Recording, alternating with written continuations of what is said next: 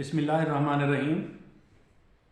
रात जो हमारी जूम पर पहली क्लास हुई थी उसके हवाले से कुछ लोगों के सवाल थे और जूम पर भी कुछ वीडियो में कुछ मसला आ रहा था, इसलिए मैं ये वीडियो बना रहा हूँ ताकि रात वाली क्लास को क्लियर किया जा सके, उस वर्कशॉप को क्लियर किया जा सके।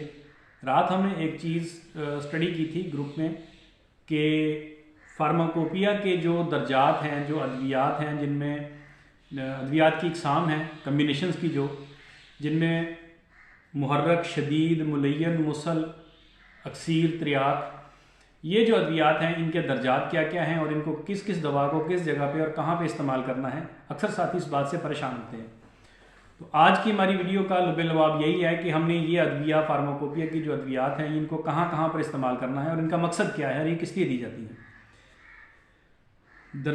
कानून मुफरद आज़ाद का जो फार्माकोपिया है उसके दर्जात के हवाले से उसके 4 बड़े दर्जात हैं जो समझने के लिए कायम किए गए हैं ताकि हमें दवाई की मिकदार और दवाई की ताकत का अंदाज़ा हो सके और हम अपनी ज़रूरत के मुताबिक उन अद्विया को मरीज़ों पर इस्तेमाल कर सकें। हमारे फार्माकोपिया में एक बड़ी दवाई की एक किस्म मुहर्रक के नाम से मशहूर है और साथियों का ये अक्सर सवाल होता है कि मुहर्रक को हमने कहाँ पे देना है, शदीद को कहाँ पे देना है, मुलय्यन को कहाँ पे देना है, अक्सीर को कहाँ पे देना है।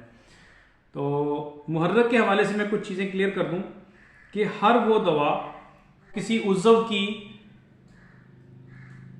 कारकर्दगी को तेज़ कर दे वो मुहर्रक होती है।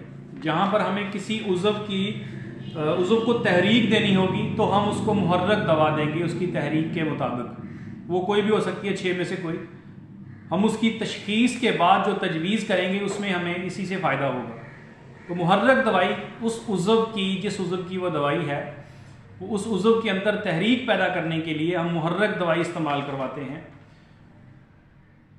शदीद जो है, जो मुहर्रक के बाद का एक हिस्सा आता है, शदीद दवाई उसी तहरीक को तेज़ करने के लिए मिकदार हम कम दें और दवाई का रिज़ल्ट हमें ज़्यादा मिले, उसके लिए हम मुहर्रक शदीद को इस्तेमाल करते हैं। उस यानी कि तेज़ी के साथ उज़्व को तहरीक देने के लिए, उसके फ़ेल को तेज़ करने के लिए हम शदीद का इस्तेमाल करते हैं।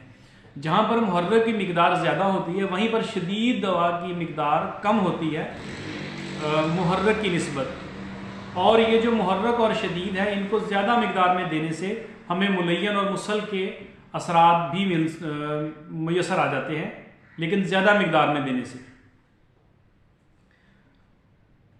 अब आते हैं मुहर्रक और शदीद के बाद मुलय्यन की तरफ। मुलय्यन के हवाले से एक चीज़ बड़ी कॉमन समझी जाती है कि ये दवाई जो है ये सफाई के लिए है, मुसल लाने के लिए है, पखाने को नरम करने के लिए। तो हमारी ये जो फार्माकोपिया की मुलय्यन है ये उस उज़्व के हवाले से जिस्म से सफाई करने के काम आती है और ये अपनी तासीर में मुलय्यन जो है ये मुहर्रक और शदीद से तेज़ होती है। जो असरात हमें मुहर्रक और शदीद को ज़्यादा मिकदार में देने से मिलेंगे वही असरात हमें मुलय्यन और मुसल को कम मिकदार में देने से भी मिल सकते हैं।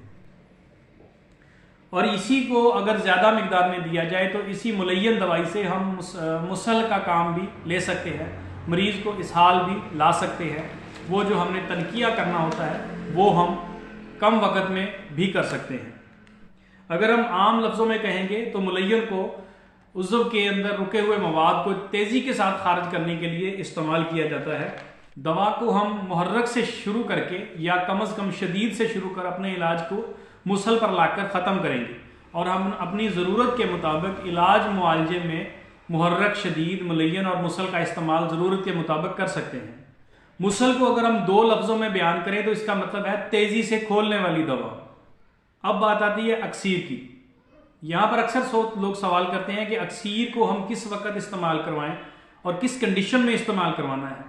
अक्सीर, जिसको रसायन भी कहा जाता है, वो दवा, वो मजबूत तरीन दवा, वो मजबूत तरीन इलाज जो पुराने अमराज में हमें फ़ायदा देता है, जिससे पुराने अमराज के इलाज में जल्दी रिज़ल्ट मिलता है, वो अक्सीर ही है, वो दवा अक्सीर ही है। हर दवा अक्सीर नहीं होती। अक्सीर के अंदर 3 किस्म की सिफात होती हैं, 3 ख़ास सिफात होती हैं। जिस दवा के अंदर ये 3 सिफात पाई जाएंगी वो दवा अक्सीर कहलाने के लायक है। जिस दवा में ये 3 असरात नहीं होंगे, 3 खसूसियात नहीं होंगी, वो दवा अक्सीर कहलाने के लायक नहीं है। 3 असरात कौन कौन से हैं, 3 इसके जो रिजल्ट हैं वो कौन कौन से हैं। पहला इसका है दायमी असर है, दूसरा इसका बरकी असर है और तीसरा इसका जज़बियत है। दायमी असर से मुराद कि दवा का मुकम्मल आराम आने के बाद भी दवा जिस्म के अंदर मौजूद रहे, दवा का असर जिस्म में मौजूद रहे और मर्ज दोबारा लौट कर ना आ सके। बरकी असर से मुराद ये है कि दवा खाने में फ़ौरन असर करे और बिजली की तरह रिजल्ट दे और मर्ज का कलाकमा करने में फ़ायदामंद साबित हो। एक चीज़ आती है जाज़बियत खसूसियत। जो जाज़बियत की खसूसियत है वो दवा में, उस दवा में होनी चाहिए, अक्सीर में, जिसे हम अक्सीर का नाम देंगे, कि वो दवा खाने के फ़ौरन बाद जो जज़ब होकर जुज़ो बदन बन सके और अपना रिजल्ट दे सके। अगर दवा मैदे में जाके 3-3, 4-4 घंटों के लिए पड़ी रहेगी तो वो अक्सीर कहलाने के लायक नहीं, यानी वो इतनी मोटी होगी कि वो हज़म करने में उसे जिस्म को देर ही लगे, तो वो अक्सीर कहलाने के लायक नहीं है। इसीलिए कहा जाता है कि अक्सीर की तैयारी में पूरी ईमानदारी के साथ उसको तैयार करें और उसको इतना सफूफ होना, इतनी बारीक होनी चाहिए, इतनी उसके अंदर लताफत होनी चाहिए कि वो खाने के फ़ौरन बाद हज़म होके आपको रिजल्ट दे सके और मरीज़ को फ़ौरन मर्ज से निजात दिलाने में मदद करे, और अगर कोई तकलीफ़ उसको हो रही है तो उसको तकलीफ़ में फ़ौरन रिलीफ दिलाए।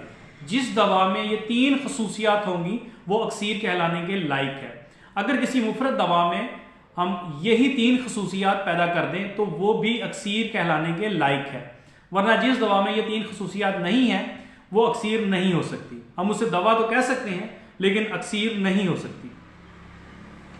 अब हमारे पास जो टॉपिक आता है वो मुकव्वी का आता है। ऐसी दवा या ग़िज़ा जो किसी उज़्व या खून में ताकत मुहैया करे, ऐसी दवा उज़्व के मिजाज और साख्त को दुरुस्त कर देती है।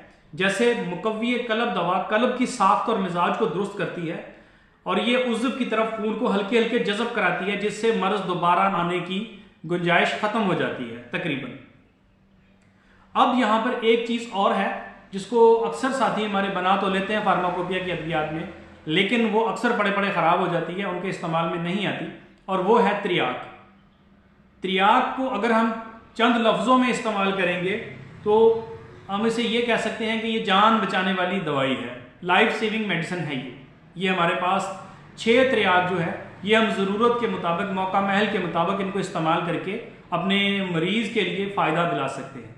जब हमें कंफर्म हो जाए कि जिस्म के अंदर कोई जहर पैदा हो चुका है, जैसे स्वाकी जहर, आशिकी जहर या बवासीरी जहर में से, इन तीनों में से कोई जहर पैदा हो चुका है, तबीयत बिगड़ चुकी है और मरीज़ की जान का मसला है या मर्ज़ ख़त्म नहीं हो रहा, तो आर्जी और फौरी इलाज के लिए हम त्रियाक का सहारा लेंगे। जैसे दर्दों के लिए, शदीद किस्म के दर्द के लिए, गुद्दी दर्द के लिए हमें 1 त्रियाक का इस्तेमाल किया जा सकता है, 2 त्रियाक का मुफ्त उसके मुताबिक इस्तेमाल किया जा सकता है, 3 त्रियाक का हैज़े की हालत में जो है इस्तेमाल किया जा सकता है। इसी तरह से हम उनको अपनी ज़रूरत के मुताबिक इस्तेमाल करके इस्तिफ़ादा हासिल कर सकते हैं।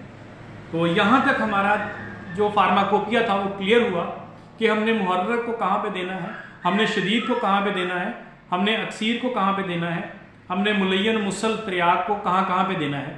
तो ये हमारा जो रात डिस्कशन हुई थी जूम के ऊपर, ये उसको मैंने एक्सप्लेन किया है दोबारा से, ताकि साथियों को परेशानी ना आए और इसको समझने में आसानी है। उम्मीद है कि यह वीडियो आपको पसंद आई होगी। मिलते हैं किसी अगली वीडियो में, तब तक के लिए अल्लाह हाफ़िज़।